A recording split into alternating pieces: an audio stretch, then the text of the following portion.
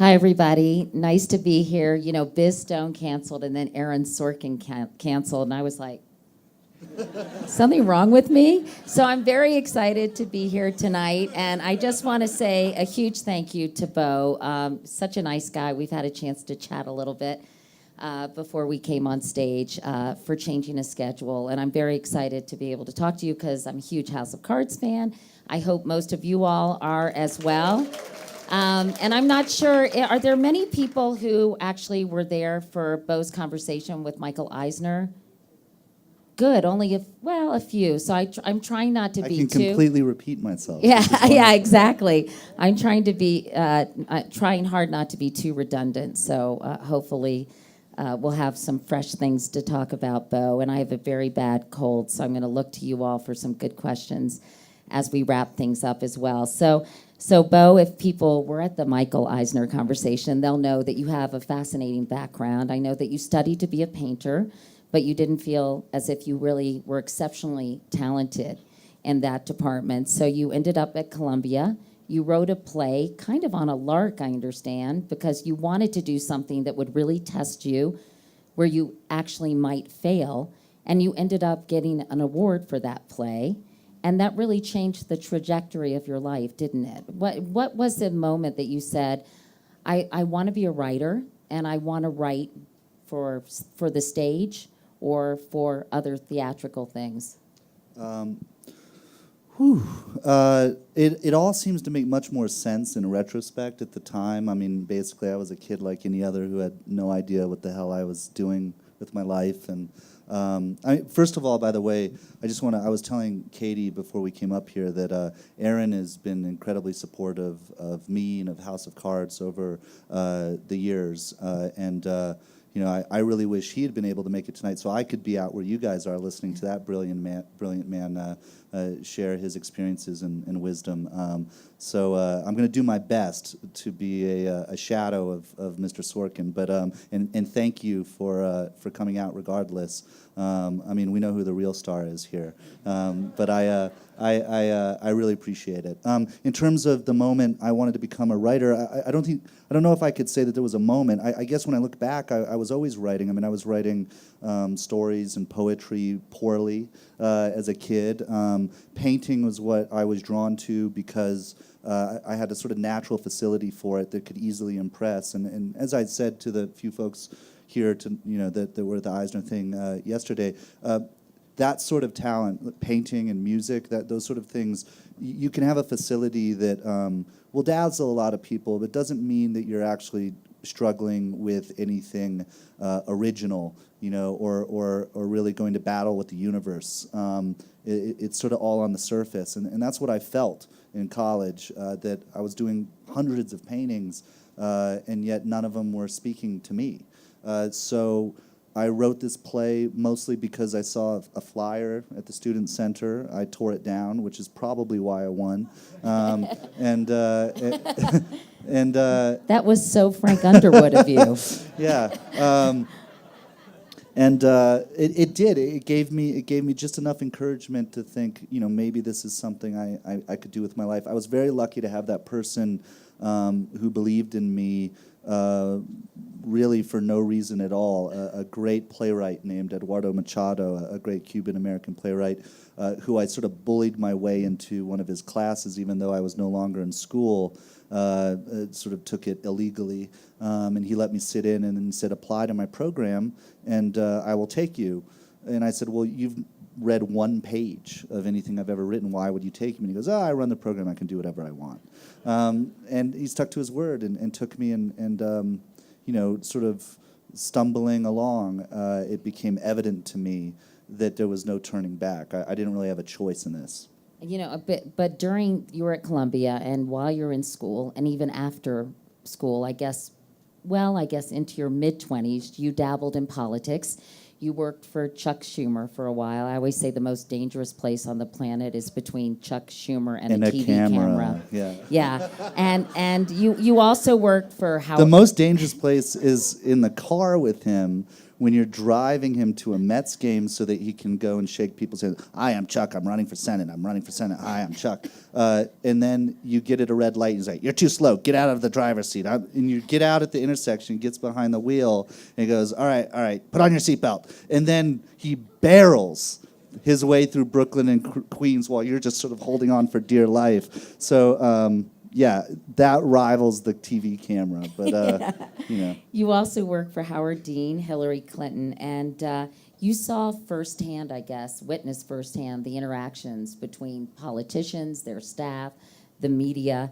And I'm curious what your impressions were of the political world after you spent time in those various offices. A lot of people assume that all these campaigns must have made me incredibly jaded and cynical because they see Ides of March or House of Cards and go, wow, that's pretty dark. What happened to that kid? I have to say, for the most part, my experiences were pretty wonderful. I mean, I was surrounded by a lot of hardworking young people. The people who get presidents elected are like the median age is like 25. I mean, it really is a bunch of people who are working their asses off 100 hours a week for very little pay, if any, because they believe in someone and they really do think that in their own small way they can change the world. The first campaign I worked on, Chuck's, was really just because it seemed like a fun thing to do. I really didn't know anything about him. My pal Jay Carson, who's the political consultant on House of Cards, my best friend, pulled me into the campaign, and it was adrenaline, it was excitement, it was, why be in class when we could be driving 200-yard signs up to Rochester, New York overnight, and we won, and there's nothing better than winning, so I wanted to go back for more. You win some, you lose some. I worked for Bradley, he lost. I worked for Hillary, she won. I worked for Dean, he lost big.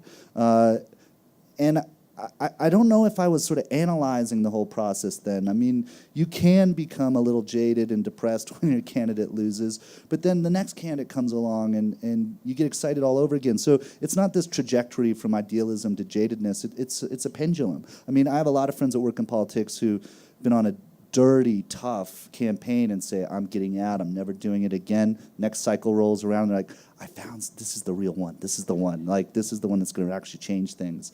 And I maintain that as much as anyone. You do see things, and you do experience the roll up the sleeves, bare knuckled type of politics that I experienced in New York or presidential. It opens your eyes a little bit, but I don't think that's any different than a lot of other industries, as it were. I mean, Wall Street,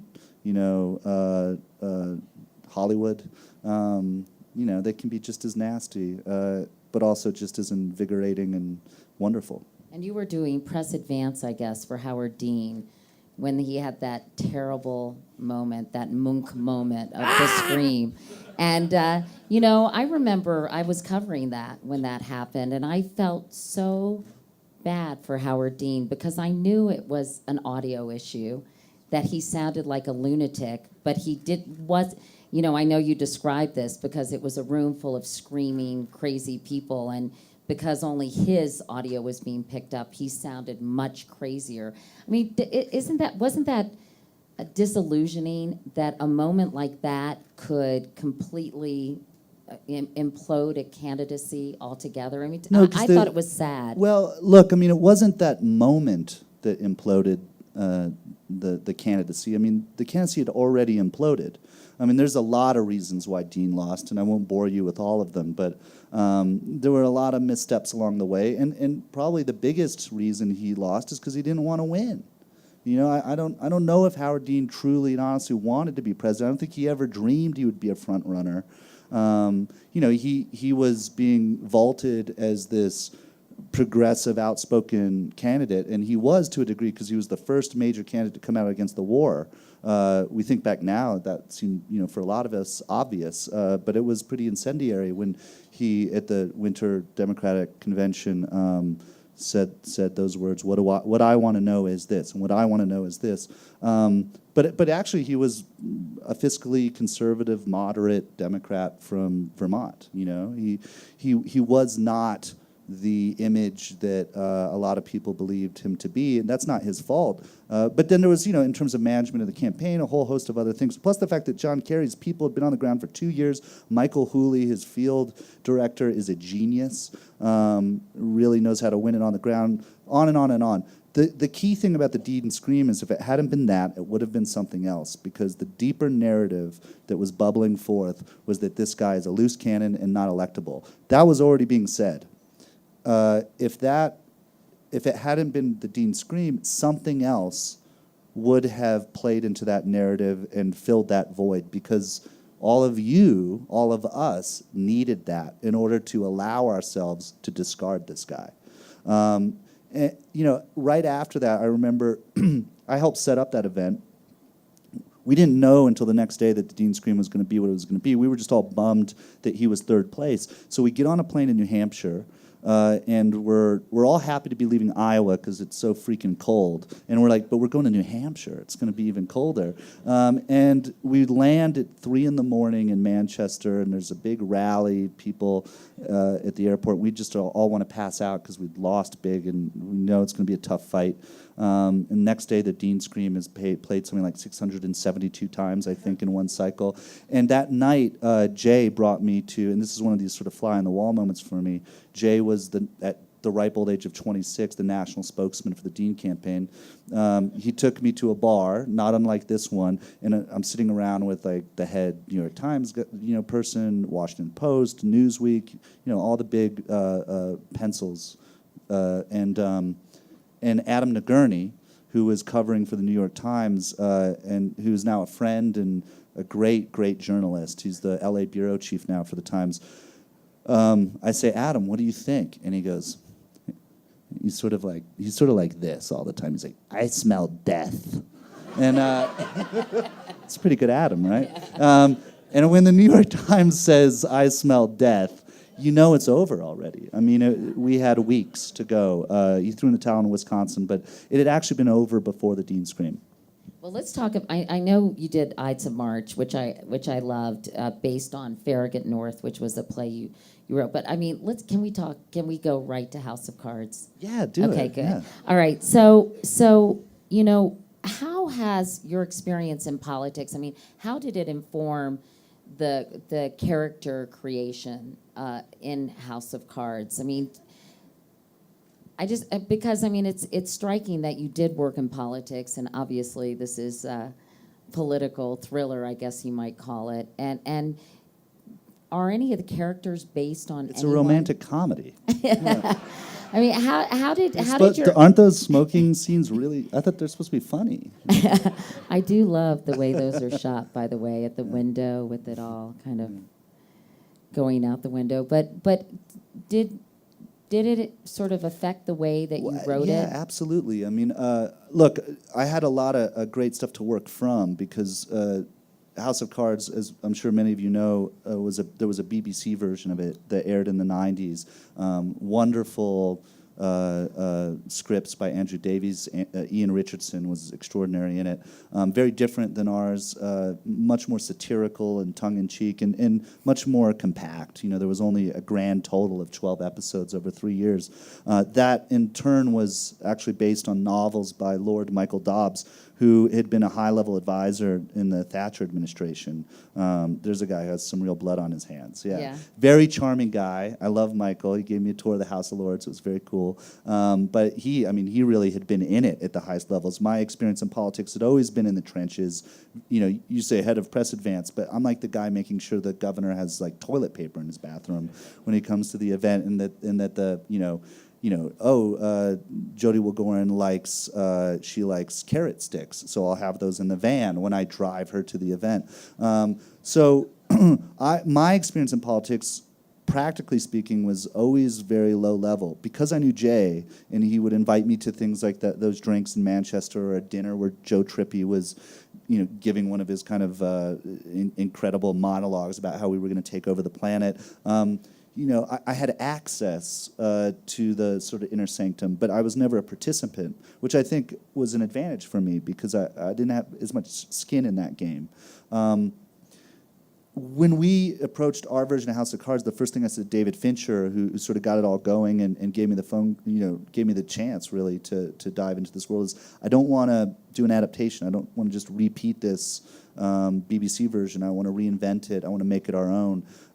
And because we knew if we found a home for it, we'd have a lot more hours to contend with in the BBC version. That meant creating a lot of new characters, the templates that we used from the BBC version, expanding and deepening them and making big changes to them, certainly drew from a lot of people that I met along the way in the political world. None of the characters are based on anyone in particular. They're sort of amalgamations, but I also draw from my parents. I draw from my friends. I draw from something I see on the subway, and I don't mean pushing someone. I mean, I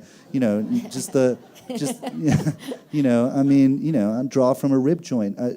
I draw from a lot of different things. I guess the experience that I had in politics just sort of put me at a starting line to feel comfortable in a pretty inside baseball world where I didn't sort of walk into it with crutches. I sort of got it already. And let's talk about sort of the development of Frank Underwood. How did you come up? First of all, I know that Kevin and Robin were on board almost right away. I mean, were there any other people that you talked to or even considered to be Frank Underwood? Because Kevin Spacey is so perfect in that role. I mean, he's so smarmy. And not in real life, but in the show. Yeah, maybe a little. Really, in real life. no. I mean, the honest answer is we really didn't, even talk or consider other possibilities, because in our minds, if Kevin couldn't do it or didn't agree to do it, it really wasn't worth doing. I worked on the first draft, multiple versions of the first episode for, I don't know, about 5 or 6 months before we started seriously talking about who would play this person. And Fincher and Kevin had, a relationship going back to Seven. And then Kevin was one of the producers on Social Network, and Fincher had said, well, what about Kevin? And immediately, all four of us, it was me, Fincher, and his two producing partners, Eric Roth, legendary screenwriter, and Josh Donnan. We were all like, yep, that's the guy. And then we couldn't get out of our head. We couldn't imagine anyone else. Luckily, Kevin said yes. So we knew we had our Frank Underwood. And then Eric Roth, who had worked with Robin Wright in Forrest Gump, she played Jenny in that, said, what about Robin for Claire?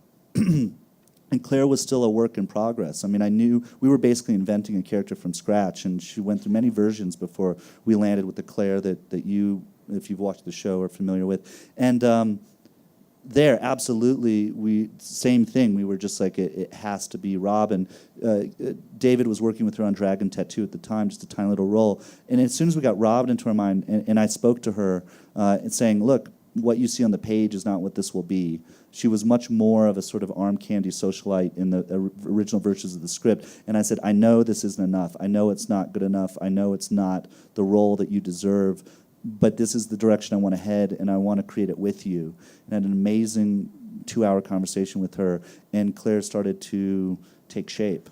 So did she give you a lot of input in terms of who Claire ultimately would be? It wasn't so much her coming to me with ideas about who Claire was. It was more me coming to her with pages or ideas and discussing them with her. And when you talk to Robin, she has a unique cadence to her voice. She has a complete command of her body. She started out as a dancer. I can tell you a really amazing story about her at 15 and Mikhail Baryshnikov. We'll get to that in a second. But she starts to seep into you. I don't know any other way to describe it than that. You begin to absorb her. And when you absorb her, then it's like I would squeeze myself like a sponge and try to get that back onto the page.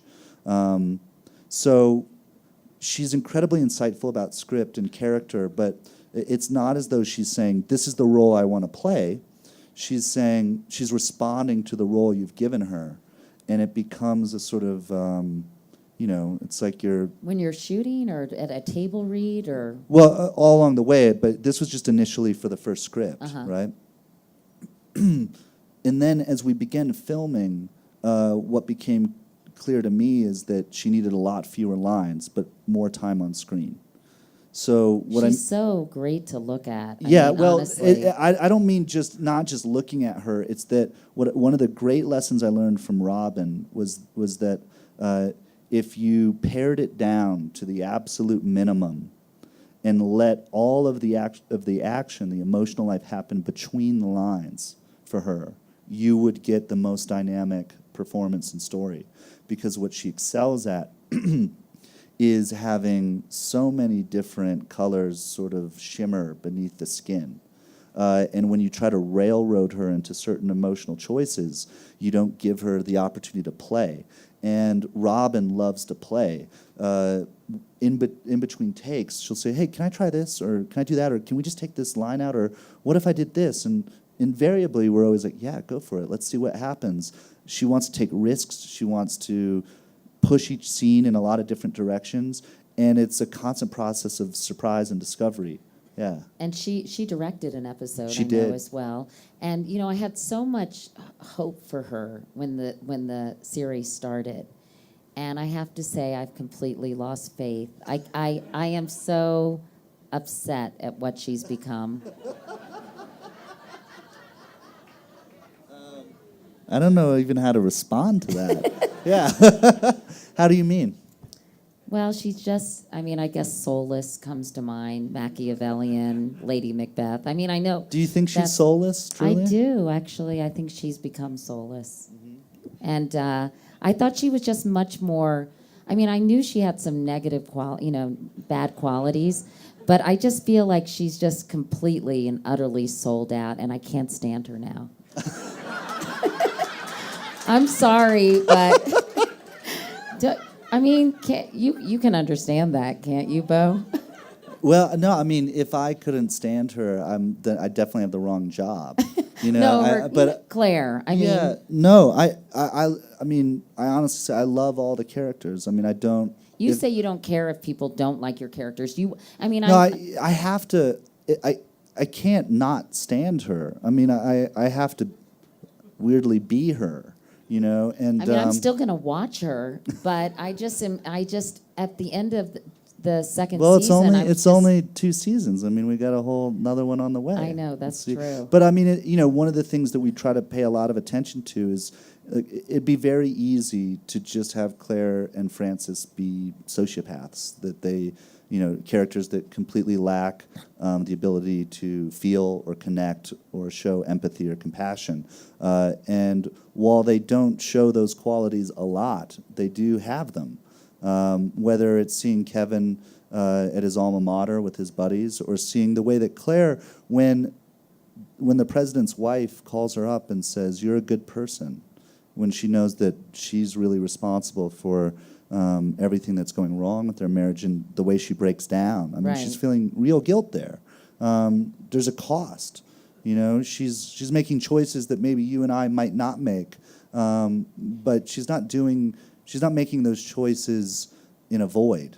And I think that, you know, for a lot of people who are, you know, incredibly ambitious and want to be the first couple, they have to turn their backs on a lot of things that we hold dearly. I mean, her love for Adam Galloway was not as important as the significance that she would eventually achieve by entering the White House. And so, you know, if that leads you to not stand her, I mean, part of that, I think, can, you know, and I find myself in this position, too, of being afraid of the things they do, fearing the side of us that might be capable to turn our back on the things that we think we most care about. I mean, I wrote a play called The Parisian Woman, which is sort of inspired by a play by a French playwright you've never heard of named Henri Beck. It's a predecessor of like Strindberg and Chekhov and Ibsen. They were all reading him, and so the whole play centers around a character. It's very much like Claire, but imagine,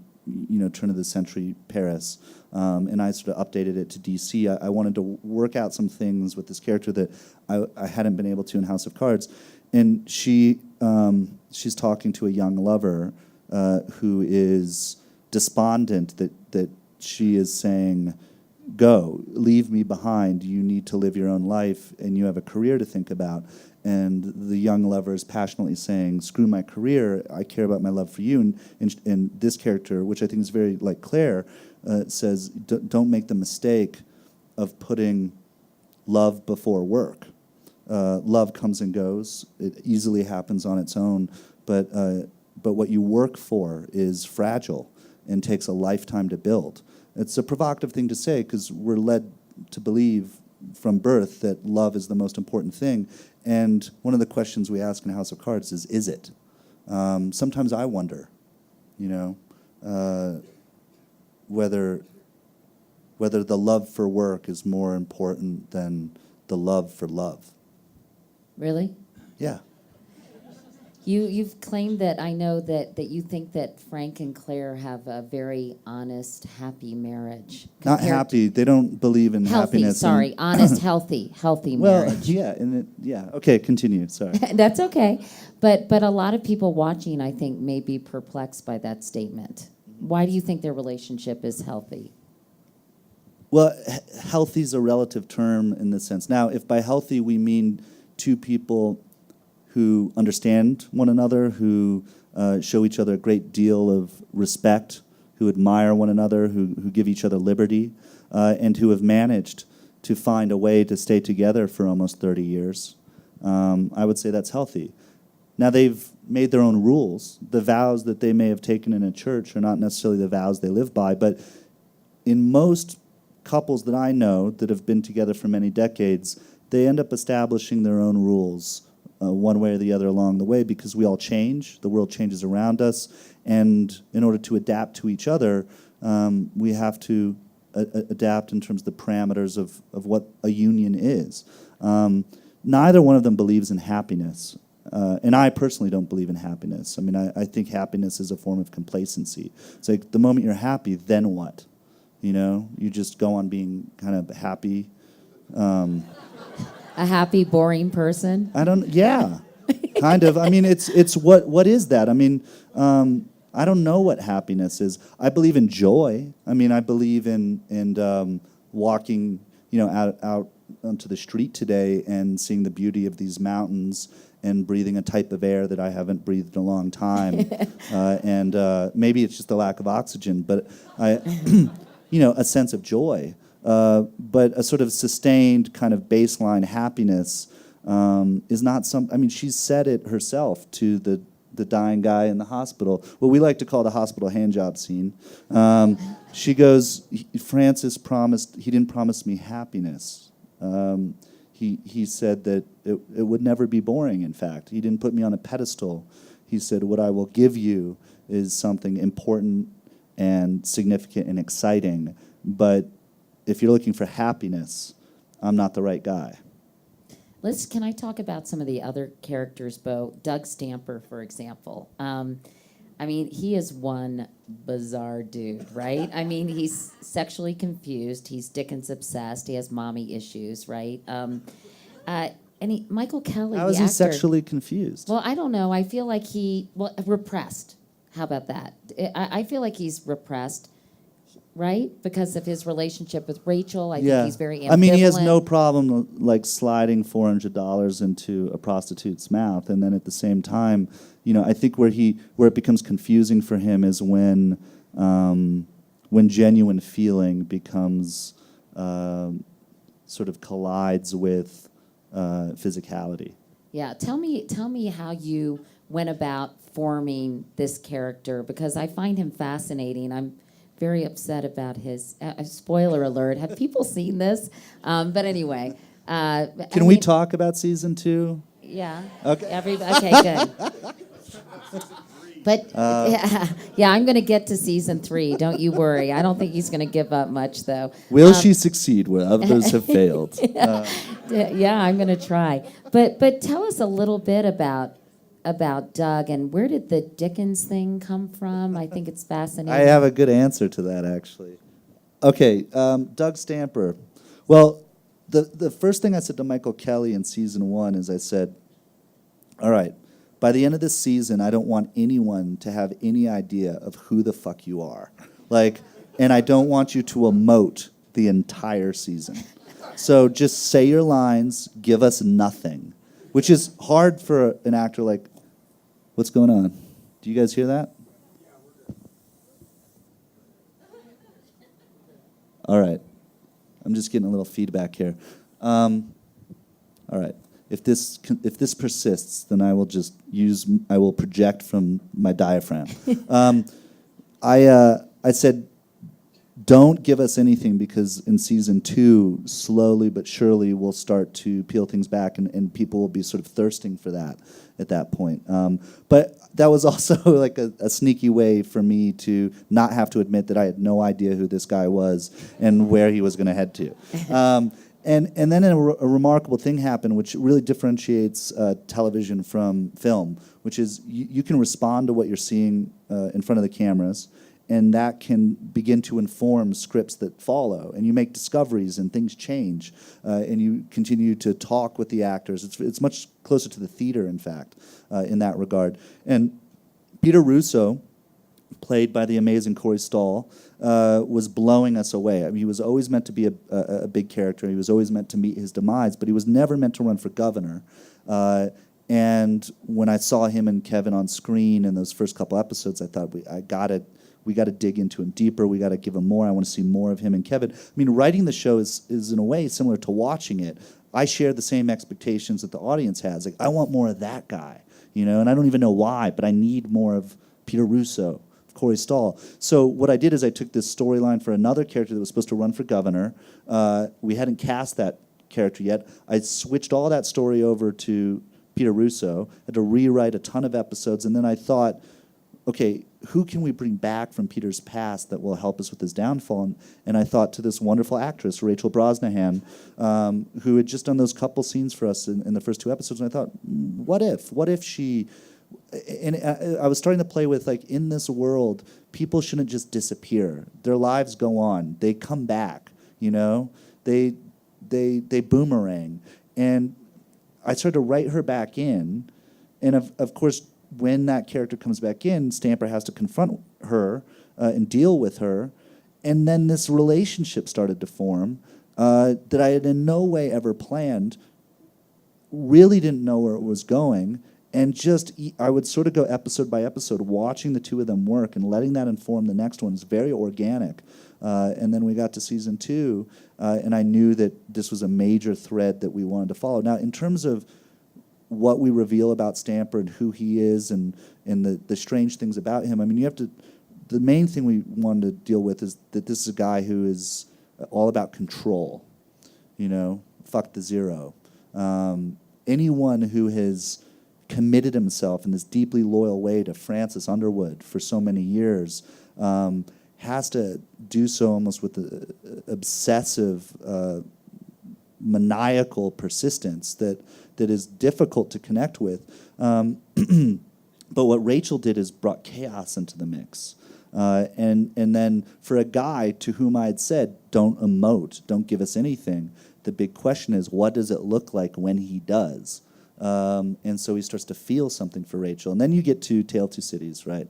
So the reason why it's Tale of Two Cities is because right after Ides of March, I had a 2-picture deal with Warner Brothers, and for years they'd been trying to make a adaptation of Tale of Two Cities. Like 20 years they've been working on this.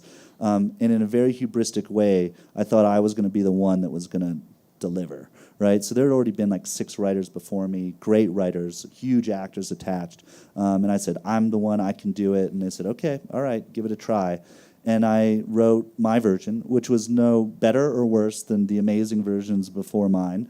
And not surprisingly, they decided not to make it. But it was a bitter pill for me. It was like the first time, at least in Hollywood, where someone said, hey, yeah, okay, no thanks. And I've always wanted to like see that and to like make that movie, and I never will get to, but I was like, I can get a paragraph in. No one can stop me on House of Cards. And there's something about Dickens too, which I guess, he would have been a great TV writer. you know, and just a little sort of homage to that great storyteller. But more than anything, just my own sort of petty bitterness, you know. You know, I know that you are a recovering alcoholic, and I'm curious because I know both Doug and Peter Russo have issues with addiction, and how did your own personal experiences sort of color those characters, and how did you use that? Well, I guess, I mean, it's sort of a vast question, right? Because, you know, to me, like, the fact that I'm an alcoholic is sort of like no different than someone having diabetes, you know? It's like, people say like, you know, oh, you've been sober that long, congratulations. I'm like, no, would you say congratulations? Someone's like, I've been taking insulin shots for 13 years. You're like, oh no, that sucks, you have diabetes, right? You're not sort of like, so I see alcoholism as, you know, it's in my genes, you know, everyone in my family has it. Luckily, I admitted it and recognized it early on. It's something that, you know, is part of me and I have to contend with. So I don't see it in this deep sort of way. You know, I have seen the way it can ruin people's lives, and I remember times in my life where, you know, it is, you know, pushed me to pretty bleak, you know, emotional territory.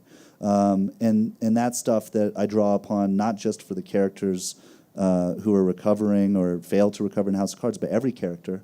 I mean, you know, you stare into some pretty deep abysses, and you know, that's like golden for a writer. You know, so I have no regrets, and I don't, you know, I would never take any of those years back and change them. But I think the key thing in terms of Stamper is, in order to, I mean, alcoholism is a form of chaos, you know, and one way that you can compensate for it in recovery is an obsession with control. And that makes sense for him. And for Peter Russo, you know, he's sort of the classic example of a guy who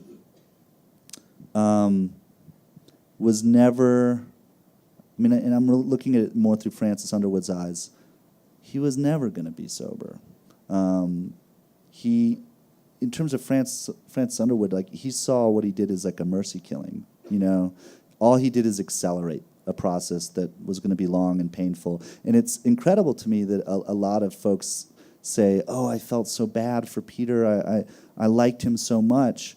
And here's a guy who neglected his children, cheated on his girlfriend, you know, did all sorts of substances, and yet, you know, people sympathize with him. You know, I actually probably sympathize with Peter Russo a lot less than a lot of people in this room, because I don't actually, you know, I on the one hand, like, feel a bond with anyone who's had any substance issues, but on the other hand, like, not very much patience for it either. It's like, get your shit together. Like, you got a problem, deal with it. You know, take your insulin shots. So I'm probably a lot tougher on those two guys than people who aren't in recovery.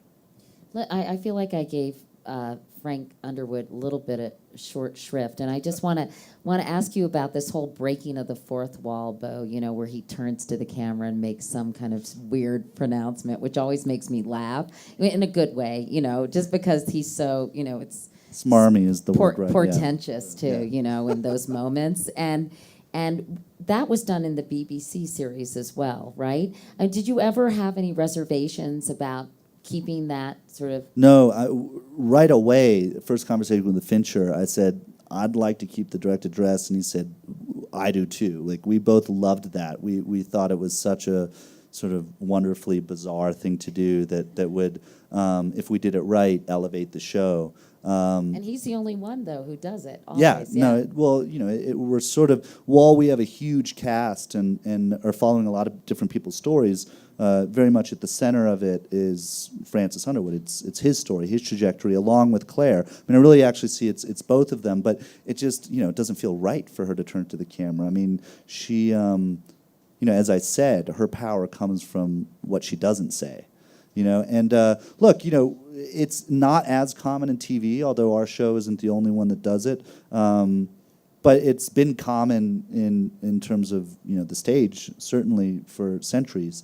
I think that Andrew Davies probably stole it from Mr. Shakespeare. And everyone gets to steal from Shakespeare. It's like free reign. Take what you can and don't ever look back.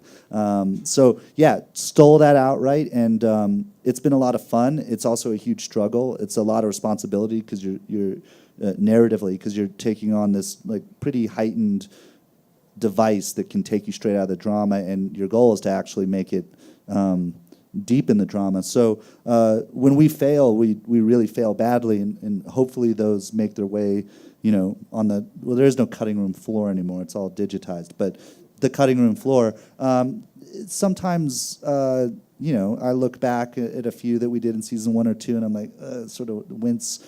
We could have done so much better. Should have just been a look there. But the trial and error of it all is kind of part of the fun. I think it makes it fun. And when it comes to Frank's character, I know you basically pulled some things from Richard III, which Kevin performed in, right? And a little bit of LBJ I read as well. Well, we've pulled from all sorts of things. Richard III is easy. It's a no-brainer. And Kevin was doing a world tour of Richard III for 9 months before we went into filming. I guess I read that really helped him. Yeah, for sure. He did it. He did something like 199 performances across the globe. And we discussed Richard III a lot because it was on his brain, and but also the guy in the Scottish play. I can't mention his name because we're technically on a stage. Coriolanus, Richard II, Henry IV, Part 1 and 2. There's so much to draw from. LBJ for sure, but FDR, Nixon, Cheney, Jefferson, Adams, Truman. There's so many different little elements you can draw from, and fictional characters as well. Look at movies like The Candidate, for instance. Look at great documentaries like Street Fight or The War Room. It's endless. Drawing from my own dad, and drawing from myself, I guess. So you put all that in a blender, and then you get a guy who goes, I love that woman more than sharks love blood. That's my bad version of it. Why did I just do that? That was and how much fun is it when people are so shocked by plot twists? For example, poor Zoe. Although I didn't care for her either. I didn't sense a lot of, I didn't like her at all. Most journalists don't. And then you did the other thing. What do you call it? The threechum. The threechum, which was pretty shocking. The threesome between. We also call it the meech around. Yeah. So do you realize? First of all, I know that with the Zoe character, you guys did a whole thing where you were taking shots on the set and completely faking people out and all that. So you must enjoy that. Yeah, I guess so. I don't know. It's weird. It's like I'm not sitting with someone on their couch watching them watch those moments. You should. That would be a little odd if, rang the doorbell and say, let's watch an episode of House of Cards together. You can come watch some with me. Okay. All right. I don't know. It's sort of like by the time it gets to all of you, it's many, many, many months in the past for me. And I'm already tearing my hair out over what we're going to do the next season. It certainly was fun 37 minutes after we released season 2. If you were following the Twitter feeds, like the House of Cards hashtags or whatever, at minute 37, it felt like we broke Twitter because there was just an endless stream, and all the tweets, they boiled down to 3 main tweets. One was WTF, one was OMG, and the other was holy shit. And it was just that, like OMG, OMG, WTF, holy shit, OMG, WTF, holy shit, like endlessly. That was, and we're all standing there, laughing our asses off. Look, with a character like Zoe, we don't do something like that just to say, hey, how can we really throw the audience for a loop, like a twist for twist's sake. She needed to go, and she needed to go because Francis, you can't keep climbing the mountain if someone's tugging on your leg as you try to climb. I mean, it was an act of self-preservation. And if Russo's death was one of opportunity, we needed to see in his evolution or de-evolution that he was capable of doing this. That if the question of House of Cards is, or one of them is, how far is he willing to go? We need to constantly push the boundaries of that question. And Zoe was collateral damage. Will her cute, earnest boyfriend reappear? Because we haven't really Lucas heard much. Goodwin, yeah. There's only one way to find out. Yes. Okay. Well, then, speaking of season 3, because I want to talk to you about your off-Broadway play. You're working on 2 documentaries as well. And I want people in the audience, obviously, to get a chance to ask you some questions. But, okay, so now they've gotten everything they wanted. They're in the White House. How challenging is it to kind of keep, because their whole lives have been kind of focused on this ultimate power grab. So now that they've achieved it, is it challenging to figure out how to keep things interesting? Because I guess they have to keep it. But look, it's challenging, but not to keep things interesting. I mean, it's a challenge. That question, that precise question, is the crux, of moving forward. When your entire identity is directional, it's all very clear and it makes sense. And when you've achieved your destination, it's sort of like what I was talking about with happiness. Like, once I get to be happy, then what? I mean, that's like a form of hell to me, right? Like, so, once you get there, then what do you do with that achievement? I'm not going to tell you what they do. Can you give us any little insights at all into anything we can look for, expect, something? A little something? Come on, Beau. This is absolutely not. No, I can't. No, as adorable as you're being right now, and this smile, I mean, you've all seen it for years, but like when it's this close to you, it's just really hard, actually.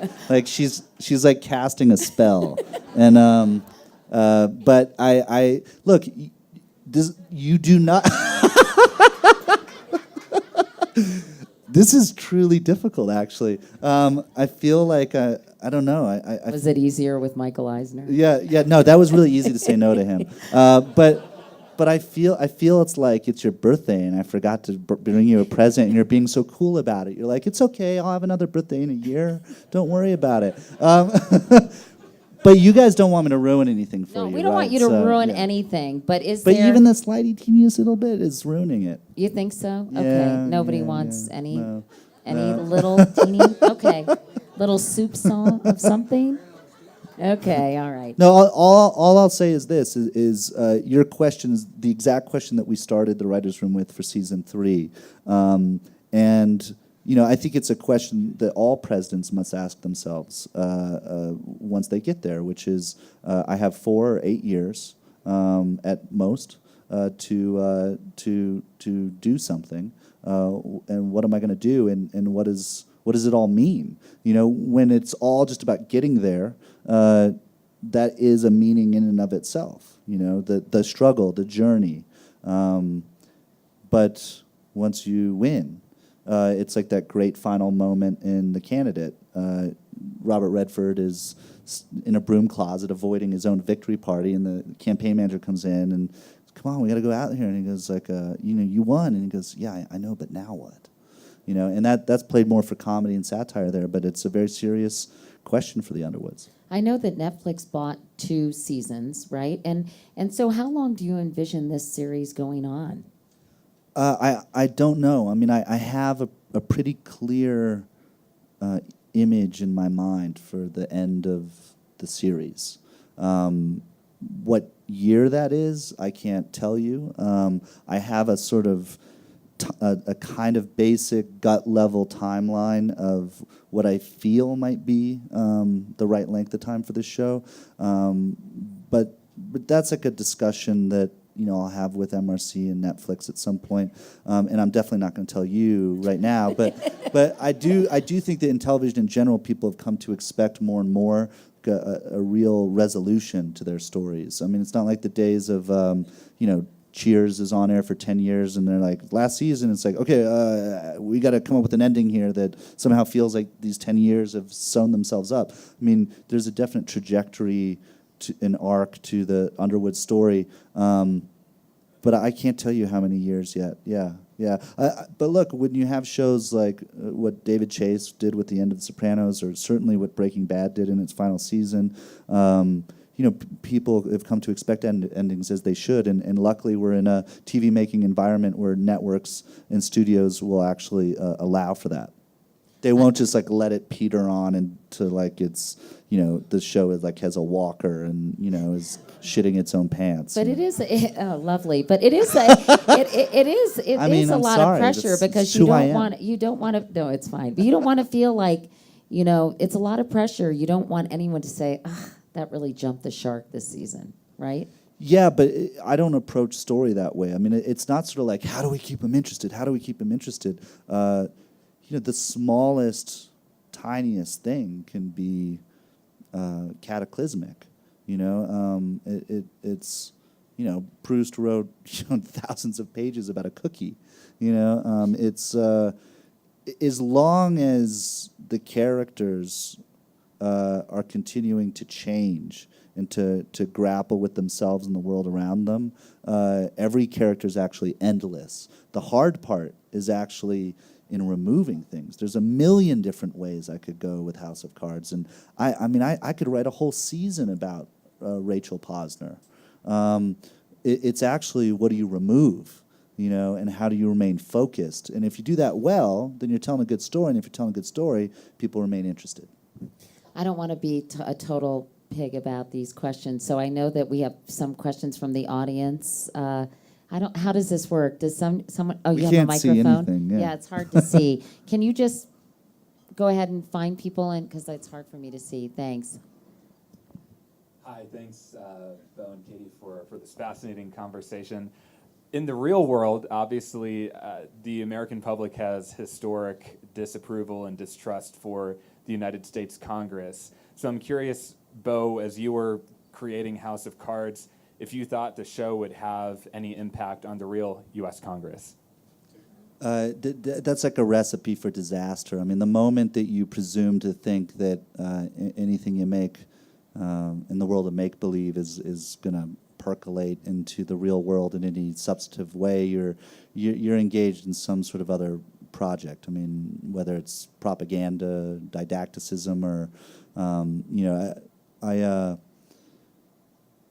for me, it's a very selfish thing. I write to please myself, and if other people are pleased and connect with it, I'm thrilled.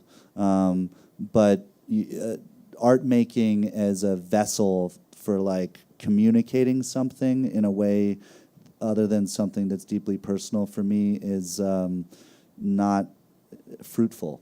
The show doesn't have a political agenda. All we try to do is have a certain degree of authenticity. We do have an extreme, exaggerated version of power for power's sake. I mean, it's not a portrait of Washington in its totality, and no show could be. It's a very complicated, vast place. I think it would have been incredibly presumptuous and foolhardy to think that we were somehow going to impact Washington. But Washington has embraced it. I think I have a lot of friends who live in Washington, work in politics, and they think you've made their town suddenly much more glamorous and interesting than it really is. And I know you've gotten a lot of support from people on the Hill. You've met with Steny Hoyer, Frank Underwood's office. Isn't it Well, Kevin McCarthy's really helped us out, and look where he is now. There you go. The response we've gotten in Washington has really been terrific. I mean, if you're going to write about a town, you hope that those people would embrace it. We're not out to please them. In fact, at times, we're pretty scathing in the way that we portray folks, and you never know how they'll respond to that. But I think everyone gets a kick out of, seeing their world depicted, except journalists. They don't like it. The response we got in Washington, I think they understand what we're up to, that we're not trying to tell their entire story. We're just trying to tackle sort of a sliver of it, and pretty dark sliver. And we've gotten a lot of help from people on both sides of the aisle.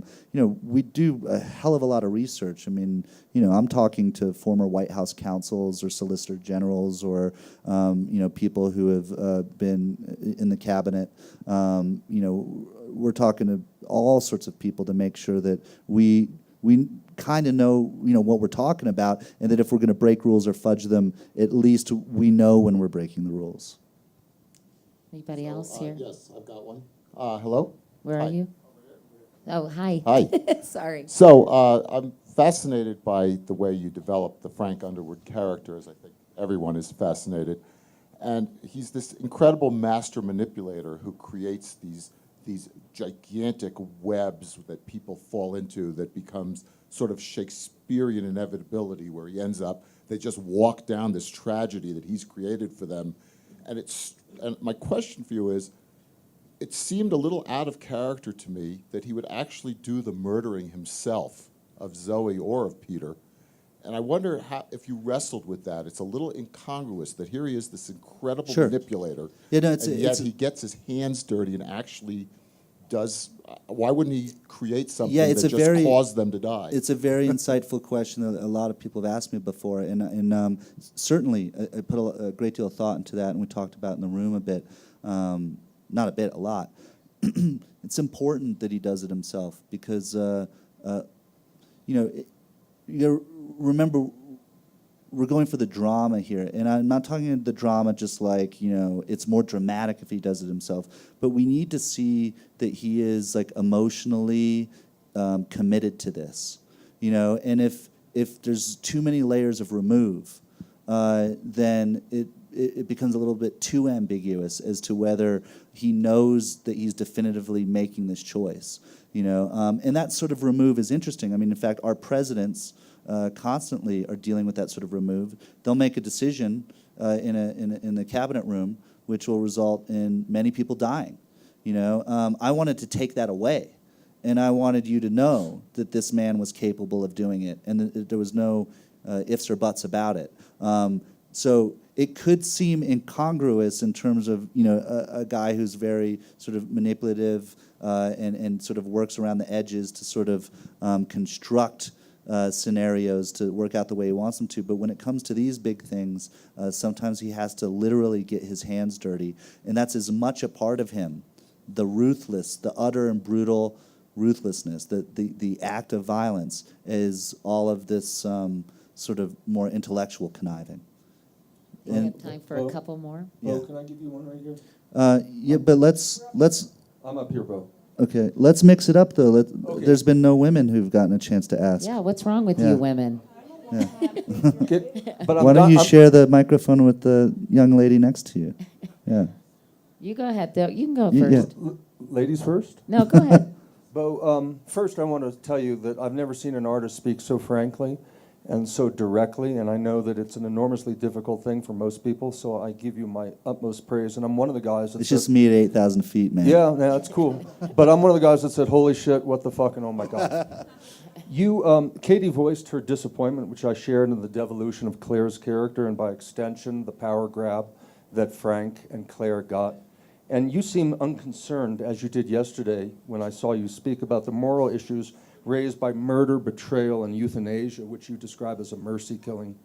To be clear, I'm describing it from Frank's point of view. Yes, but you created Frank. And I just came from David Brooks' lecture on character. What's your name again? Robert Lehrman. Okay, thank you. Okay. And David Brooks describes character as doing the right thing, and that the lack of character is doing the expedient thing. And what I think is fascinating is you've just said that you've got a chance to address that question, because now Frank could say, what am I going to do? What does it mean? And I was just shocked that you didn't feel that those actions were moral or immoral. They were just what happened.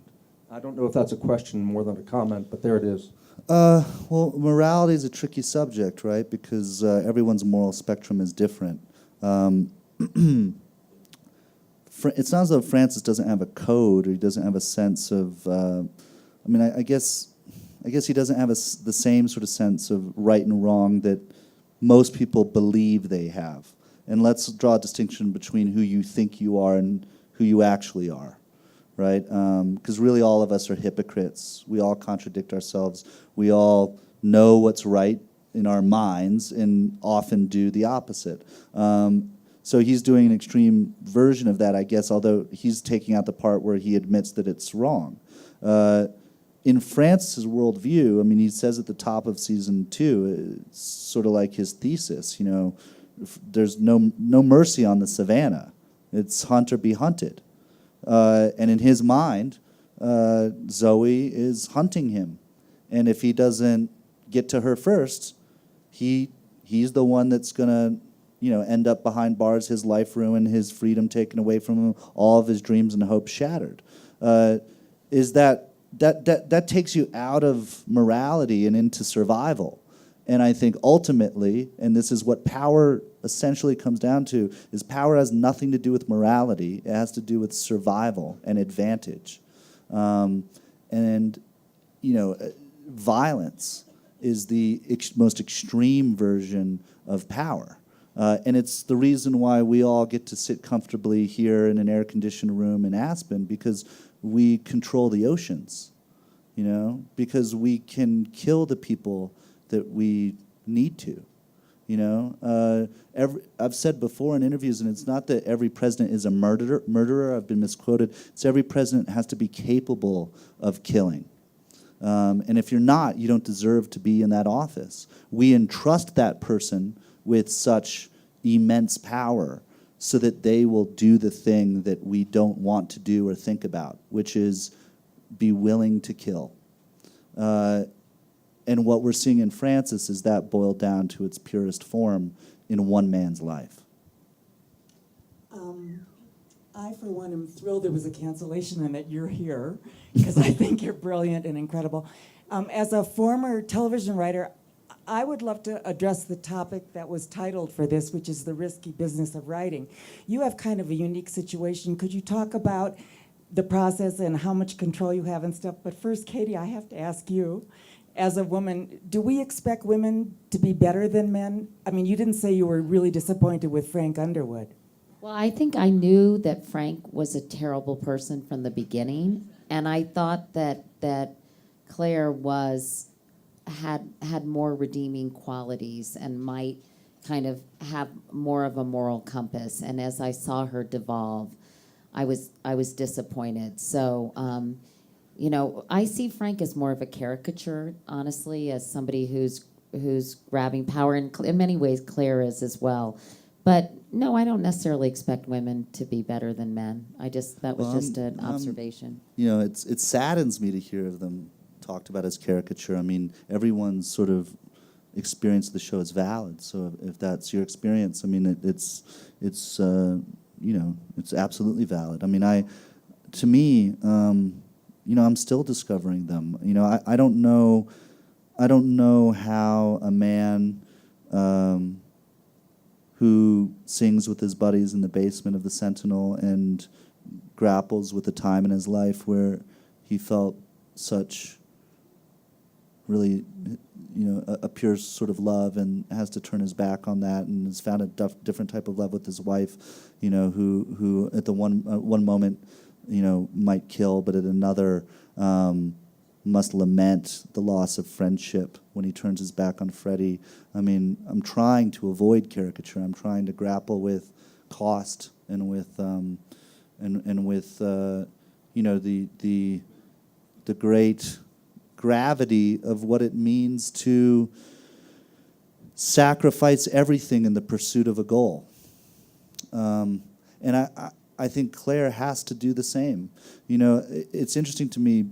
A lot of women have asked about Claire in terms of it's frankly surprised me. Although I welcome the conversation, and I think it's an interesting one. In terms of Claire is either like feminist hero or total like feminist disaster.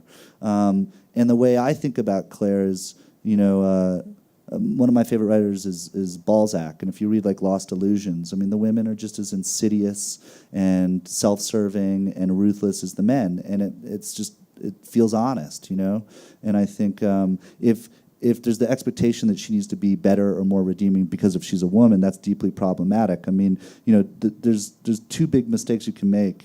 You can either be misogynistic and neglectful on one end of the spectrum, so you're either just completely two-dimensionalizing your women roles or ignoring them altogether, or on the other hand, you can put your women up on a pedestal. They can do no wrong. They're somehow intrinsically better human beings than the men, which is just another form of two-dimensionalization. And for me, really, they should be as equally ruthless and insidious. Their stories, because of their gender, might have different aspects. It would be weird for Frances to go through, perimenopause. That's something only a woman, would go through, and we shouldn't ignore those aspects of her story, but we should also not reduce her to that, so that is her only story. It's simply a part of her life, as it would be. That the main story that this couple shares is their mutual ambition and lust for the summit of Everest, I guess. We're out of time, aren't we? Right. I maybe we have time for one more question. Do we have time for one more question? We don't have time for one more This question. 0 minute thing has been the up 0 for like, minute has been. Let's we'll go out on the street Can and you start a riot. do a really quick question? Really quick?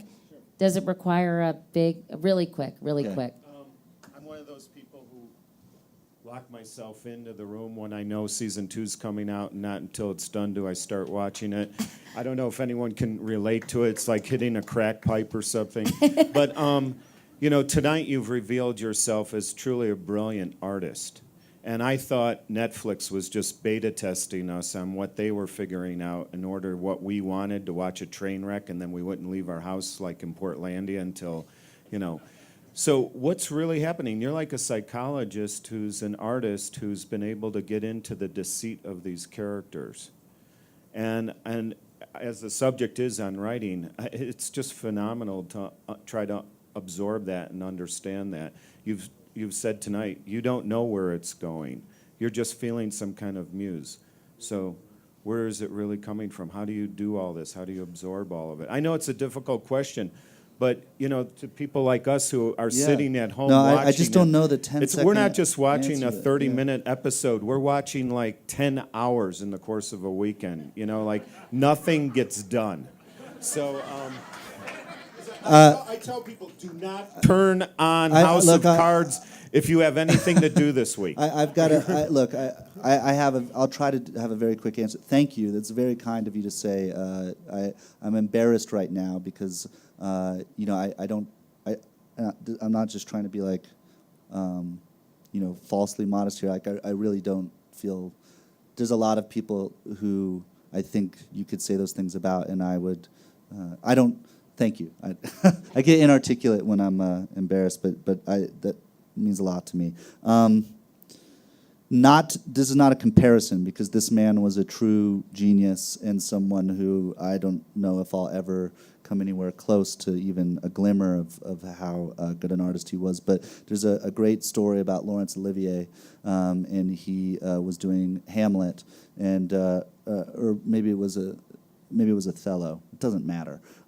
Point is, he went out and he gave this performance truly of a lifetime. I mean, everyone in the audience knew that they had seen something extraordinary that they would never see again repeated. And he went backstage after, endless standing O, and he goes into his dressing room and he locks the door, and his friends are pounding on the door, Larry, what's going on? Open up. And he finally does, and he's like sitting there with his head in his hands, just shaking his head, and they go, "What's wrong? You just gave the performance of a lifetime. I mean, you should be ecstatic." And he goes, "Yes, I did, and I have no idea how I did it." And look, the only reason I bring that up is because, I mean, if I had any idea how I did it, even to make something that's only a shadow of what people like Laurence Olivier do, then, I mean, I guess I don't know why. I mean, kind of the not knowing how is part of the fun and the struggle. And you know, it's if the final thing I'll say on this is, like, even when you think you figured it out, the only way to keep going is to keep tackling the things you don't know how to do. My dad always said to me, any job you know how to do isn't a job worth doing. So just when I'm like, okay, I think I figured out this character, I'm like, fuck, well, now I've got to let that character go because there's nothing more to do. So I've got to start banging my head against the wall in a different way. And ultimately, art making is, I think, trial and error. It's not, you don't get any better at it. Your skull just gets thicker. Well, Beau, thank you so much for sticking around. This was so fun. Thanks, everybody, for coming.